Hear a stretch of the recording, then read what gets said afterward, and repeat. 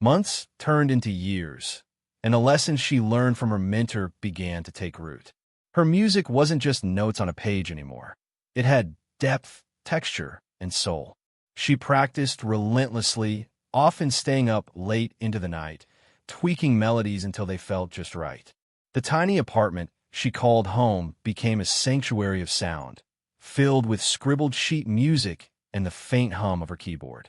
Still, despite her growth, breaking into the competitive world of film scoring felt like climbing an endless mountain.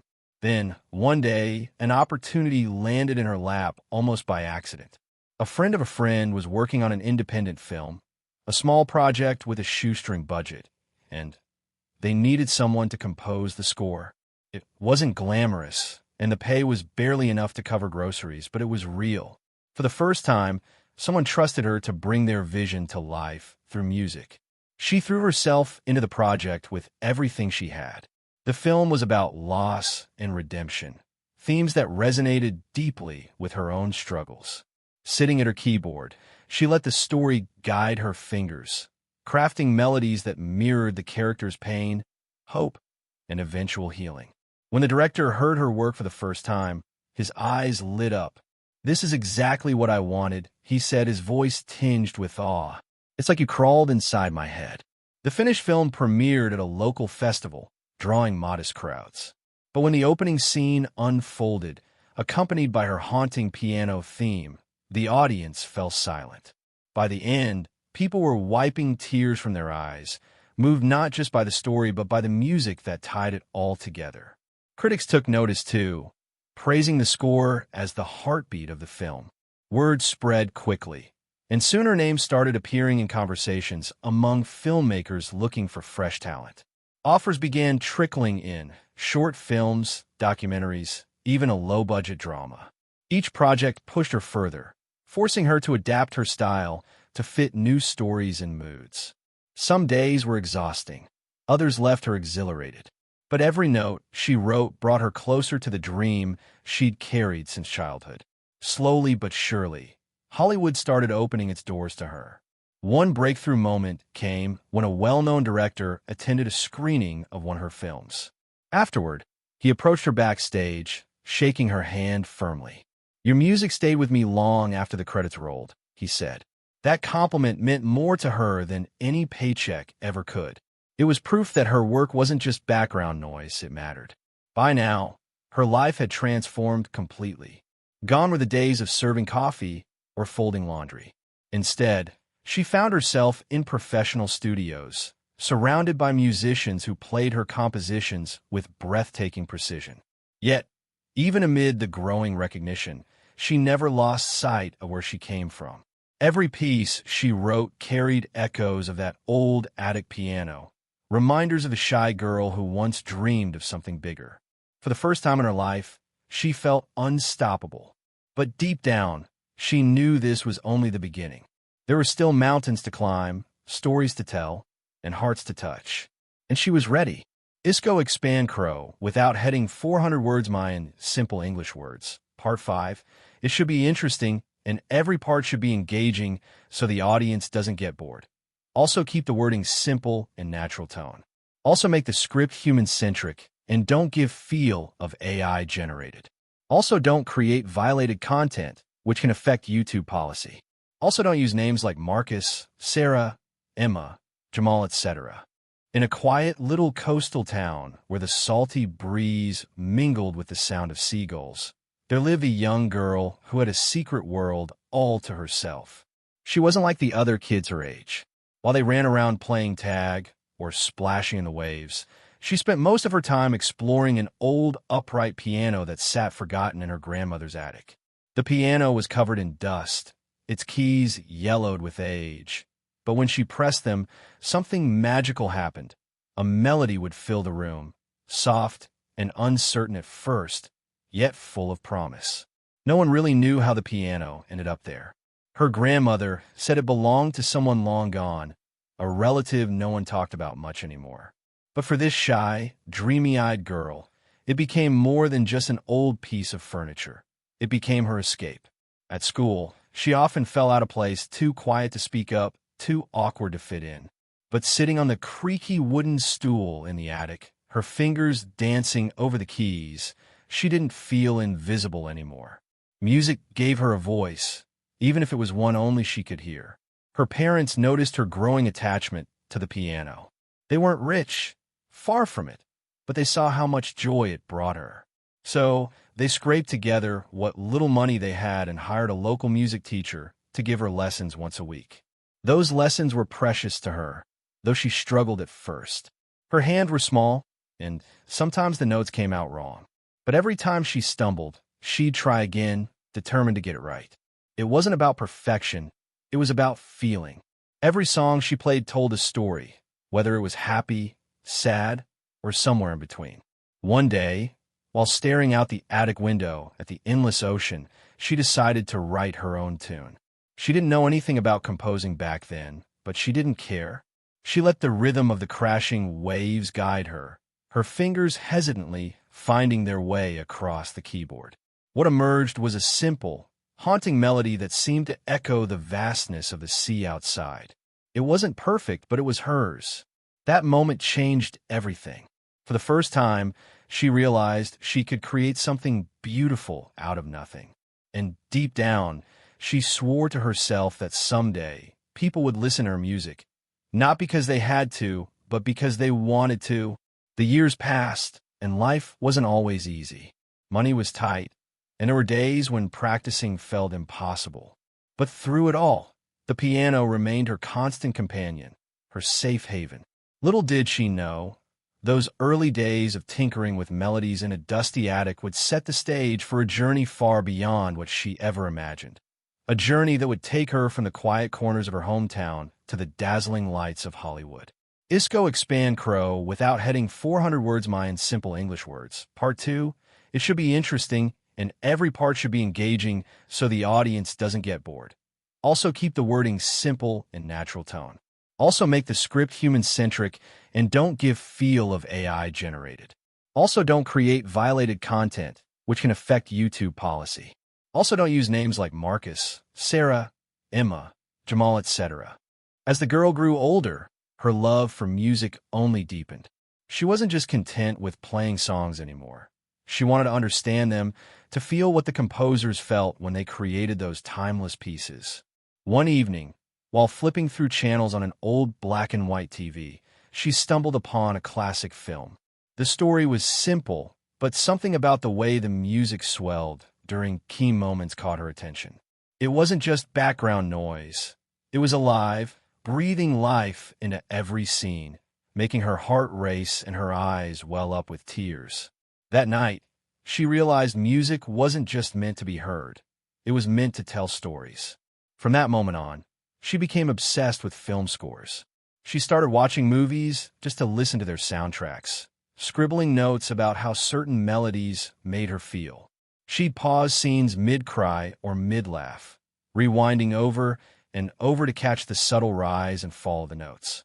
It amazed her how a single piano chord could make someone's heart ache, or how a soaring orchestral theme could make them believe in heroes again.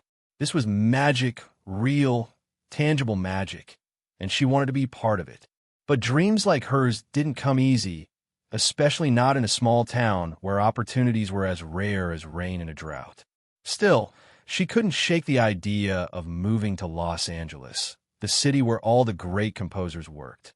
She imagined walking into a studio, sitting at a grand piano, and letting her fingers create worlds people had never seen before. So, after finishing high school, she packed her bags, clutching a folder of handwritten sheet music and a head full of hopes. Her parents hugged her tightly, proud but worried. They reminded her that chasing dreams often meant facing disappointments, but she smiled bravely, promising to keep going no matter what. Los Angeles, however, wasn't the golden paradise she'd pictured. The city buzzed with ambition, but also felt cold and impersonal. Audition after audition ended in rejection. Not ready, one note read. Too inexperienced, said another. Bills piled up faster than she could pay them, forcing her to take odd jobs, waiting tables, folding laundry, anything to get by. Some nights, she'd sit on the edge of her bed, staring at the cracked ceiling, wondering if she'd made a mistake. Was this dream too big? Too impossible? Yet, even on the hardest days, she refused to give up. In the tiny apartment she rented, there was always a keyboard waiting for her. When the weight of failure pressed down too hard, she'd play. Not the polished pieces she practiced for auditions, but raw, unfiltered melodies that spilled straight from her soul. Those late-night sessions kept her going, reminding her why she'd come here in the first place. Somewhere beneath the glittering lights of Hollywood, she believed, was a place for her, a space where her music could shine. And though she didn't know it yet, that belief would soon lead her to someone who would change everything. Isco Expand Crow without heading 400 words in simple English words. Part 3. It should be interesting, and every part should be engaging so the audience doesn't get bored. Also keep the wording simple and natural tone. Also make the script human-centric, and don't give feel of AI generated. Also don't create violated content, which can affect YouTube policy. Also don't use names like Marcus, Sarah, Emma, Jamal, etc. One evening, after another long day of serving coffee and dodging rude customers, she dragged herself to a small cafe where local musicians often performed. It wasn't glamorous, just a dimly lit room with mismatched chairs and a creaky wooden stage, but it was one of the few places that let her play for free. She didn't expect much from the gig. Most nights, only a handful of people showed up, and they were usually too busy chatting or sipping their drinks to pay attention. Still, playing live gave her a sense of purpose, even if no one clapped at the end. That night, though, something felt different. As she sat down at the cafe's battered upright piano, she noticed an older man sitting alone at a corner table. He had a kind face, weathered by time, and he was watching her intently. For a moment, she hesitated, suddenly self-conscious under his gaze. But then she took a deep breath and began to play. One of her own compositions, a piece inspired by the restless waves of her hometown ocean. The melody poured out of her, raw and unpolished, yet full of emotion. As she played, she stole glances at the man. His eyes were closed, his head tilted slightly, as if he were absorbing every note. When she finished, the room stayed silent for a beat longer than usual. Then, to her surprise, the man started clapping. Not the polite, obligatory kind, but the kind that echoed through the quiet space, demanding attention. She blushed, unsure of what to say, but he approached her before she could gather her thoughts. "You've got something special," he said, his voice warm but firm. "That piece, it's like you're speaking directly to the listener. Not many people can do that." She mumbled a thank you, feeling both flattered and awkward. The man introduced himself as a retired film composer who had worked on some iconic movies decades ago. Though his name didn't ring a bell to her, his stories did. He spoke about the golden era of Hollywood scores, about late-night recording sessions and directors who pushed him to rewrite themes 20 times until they were perfect. Listening to him talk, she felt like she was peeking behind the curtain of a world she'd only dreamed of. He offered to mentor her, sensing her hunger to learn. At first, she was hesitant. What could someone so accomplished possibly see in her? But his encouragement was genuine, and slowly, she began to trust him. Under his guidance, she learned things no YouTube tutorial could teach. How to build tension with just a few notes, how to use silence as powerfully as sound, how to match music to emotions without overpowering them. He challenged her to think beyond the piano, introducing her to orchestration and teaching her how to layer instruments to create depth. More than anything, he reminded her to stay true to herself. "There are thousands of composers out there," he told her one afternoon, "but only one you. Don't lose that." Those words stuck with her, becoming a mantra whenever self-doubt crept in. Their partnership grew into something deeper, a bond that felt almost like family. He became more than just a teacher. He was a cheerleader, a critic, and sometimes even a father figure. And as her skills improved, so did her confidence. For the first time since moving to Los Angeles, she started to believe that maybe, just maybe, she belonged in this city of dreams after all. Isco Expand Crow without heading 400 words in simple English words. Part 4. It should be interesting, and every part should be engaging so the audience doesn't get bored. Also keep the wording simple and natural tone. Also make the script human-centric and don't give feel of AI generated. Also don't create violated content, which can affect YouTube policy. Also don't use names like Marcus, Sarah, Emma, Jamal, etc. Success, as it turned out, wasn't the fairy tale ending she'd imagined. Sure, the accolades were thrilling. Seeing her name in industry magazines, hearing strangers talk about her music like it was something extraordinary, but the reality of maintaining that success was far more demanding. As word of her talent spread, so did the workload. Directors wanted her for multiple projects at once, each with tighter deadlines than the last. Studios pushed her to conform to trends, urging her to replicate sounds that had already proven popular instead of creating something original. At first, she tried to keep up, fueled by the fear of losing everything she'd worked so hard to achieve. She spent long nights hunched over her keyboard, churning out melodies that felt mechanical rather than heartfelt. The joy she once found in composing began to fade, replaced by a gnawing sense of pressure. Her mentor noticed the change during one of their rare meetings. "You're losing yourself," he said gently but firmly. "Don't let them turn you into someone you're not." But it was hard to listen. Critics who had once praised her started questioning whether her early brilliance was a fluke. Some reviews stung more than others, calling her recent work safe or forgettable. Doubts crept in, whispering cruel lies. What if I'm not good enough? What if this is as far as I go? For the first time since moving to Los Angeles, she felt lost, not just creatively, but personally. One rainy afternoon, overwhelmed and exhausted, she packed a bag and drove back to her hometown. She needed space, quiet, and most of all, perspective. Walking along the familiar shoreline, she realized how much she'd changed since those days of playing on her grandmother's old piano. Back then, music had been pure, a way to express what words couldn't. Now it felt tangled up with expectations, deadlines, and doubts. Seeking solace, she climbed the creaky stairs to the attic where it all began. The piano was still there, dusty but unchanged.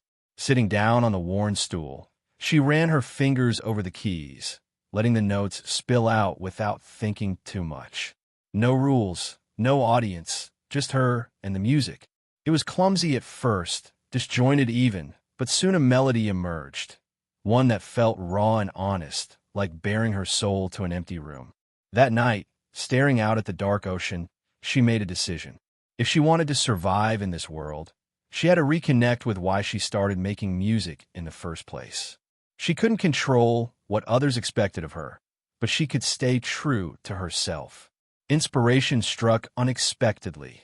The rhythmic patter of rain against the window, the distant crash of waves, it reminded her of the simplicity and power of nature. By morning, she had sketched out a new piece, one that blended the chaos of her current life with the calm she'd found in her roots. Returning to Los Angeles, she carried that clarity with her. She learned to say no to projects that didn't align with her vision and fought harder to protect her creative voice. It wasn't easy. Some doors closed, and some relationships grew strained. But slowly, people began to notice the shift in her work, a return to authenticity that resonated deeply. Success, she realized, wasn't about pleasing everyone. It was about staying true to the music inside her heart, no matter how loud the outside world became. Isco Expand Crow without heading 400 words Mayan, simple English words, part 6. It should be interesting, and every part should be engaging so the audience doesn't get bored. Also keep the wording simple and natural tone. Also make the script human-centric and don't give feel of AI generated. Also don't create violated content, which can affect YouTube policy. Also don't use names like Marcus, Sarah, Emma, Jamal, etc. When the opportunity came to score a sweeping historical epic set during World War II, she knew it was her chance to prove herself, not just as a composer, but as a storyteller. The film followed the journey of ordinary people caught in extraordinary circumstances, families torn apart, soldiers grappling with fear and courage, and communities coming together amidst unimaginable hardship.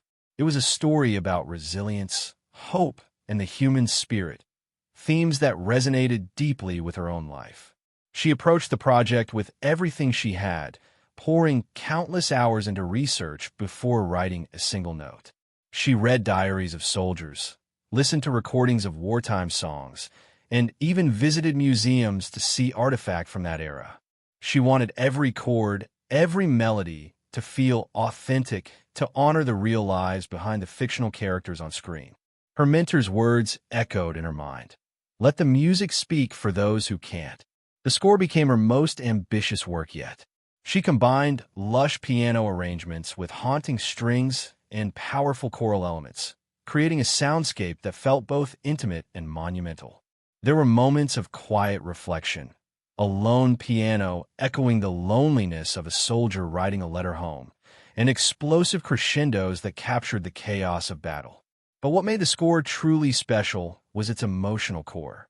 Each piece told a story, whether it was the tender love between two people separated by war or the collective grief of a village mourning its losses. Recording the score was an experience unlike any other. For the first time, she worked with a full orchestra, hundreds of musicians bringing her vision to life. Watching them play her compositions filled her with awe and gratitude.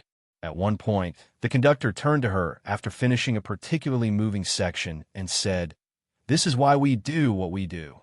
That moment stayed with her, a reminder of how music could unite people across time and space. The film premiered at a prestigious international festival, drawing huge crowds. As the opening scene unfolded, the screen dark except for faint candlelight, the first notes of her score filled the theater. By the end, the audience sat in stunned silence, many wiping away tears. Critics hailed the film as a masterpiece, but it was her music that stole the spotlight. One review called it a symphony of the soul, while another declared it the heartbeat of the entire movie. Awards season rolled around, and her name appeared on nomination lists alongside some of the biggest composers in the industry. On the night of the Academy Awards, she walked the red carpet feeling like she was living someone else's life. When they announced her category, her heart raced so fast she thought it might leap out of her chest. And then it happened. Her name rang through the auditorium. As she stepped onto the stage, clutching the golden statue, she struggled to find the right words. All she could think about was the journey that had brought her here. The attic piano, the sleepless nights, the people who believed in her when she didn't believe in herself. In her speech, she thanked her late grandmother, whose love for music had sparked her own passion, and her mentor, who taught her to trust her voice. Most importantly, she dedicated the award to anyone who ever dared to dream bigger than their circumstances allowed. It was more than just recognition, it was validation. For years, she'd wondered if her music mattered. Now, standing under the bright lights, hearing applause from thousands, she finally knew the answer. Isco Expand Crow without heading 400 words in simple English words. Part 7. It should be interesting, and every part should be engaging so the audience doesn't get bored. Also keep the wording simple and natural tone. Also make the script human-centric, and don't give feel of AI-generated. Also don't create violated content, which can affect YouTube policy. Also don't use names like Marcus, Sarah, Emma, Jamal, etc. With the award tucked safely into her life story, she didn't stop to bask in the glow of success for long. Instead, she turned her focus outward, determined to use her platform to make a difference. She remembered all too well what it felt like to be a young dreamer with no resources, no connections, and no one telling you that your dreams were worth chasing. That memory became the seed of an idea, a foundation dedicated to helping kids from underserved communities discover the magic of music. The foundation started small, offering scholarships for piano lessons and donating instruments to schools that couldn't afford them. But as word spread, it grew into something much bigger. She began organizing workshops where students could learn not just how to play, but how to compose their own pieces. Music isn't about rules, she'd tell them. It's about telling your story. Watching those kids light up when they realized they could create something beautiful was more rewarding than any standing ovation she'd ever received. Her work with the foundation also brought her back home, to the same coastal town where it all began. Every few months, she'd return to perform intimate concerts at the local community center. These weren't glitzy Hollywood affairs. They were simple gatherings where neighbors sat shoulder to shoulder on folding chairs, sipping coffee and listening to her play. Afterward, she'd stay late, chatting with people who had known her since she was the shy girl in hand-me-down clothes. Those nights reminded her of why she fell in love with music in the first place. Not for fame or fortune, but for connection. Over time, she became more than just a composer or performer. She became a symbol of hope for anyone who dared to dream against the odds. Young musicians would write to her, sharing their struggles and asking for advice. She answered every letter personally, signing off with a line she often repeated, "Keep going. The world needs your voice." As the years went by, she noticed subtle changes in herself. The relentless drive that had pushed her through sleepless nights and endless rewrites softened into something gentler, a quiet contentment. She still composed, still performed, but now there was less urgency, more joy. Her later works reflected this shift, trading the grandeur of orchestral scores for simpler, more reflective melodies. Critics called this phase of her career mature, but to her, it felt like coming full circle. When she finally decided to step away from the spotlight, it wasn't with regret, but gratitude. Sitting on the porch of her seaside home, watching the waves roll in, she thought about the journey she'd taken, from a dusty attic piano to the bright lights of Hollywood and back again. It hadn't been easy, but then again, nothing worth doing ever was. Her legacy wasn't just in the awards or the soundtracks. It was in the lives she touched along the way. Somewhere out there, a child was sitting at a donated piano, fingers stumbling over the keys, dreaming of composing their first melody. And maybe, just maybe, they'd hear her story and believe that anything was possible. Because that was the true magic of music. It didn't just entertain, it inspired, healed, and connected. And as long as hearts beat and ears listened, her symphony would live on.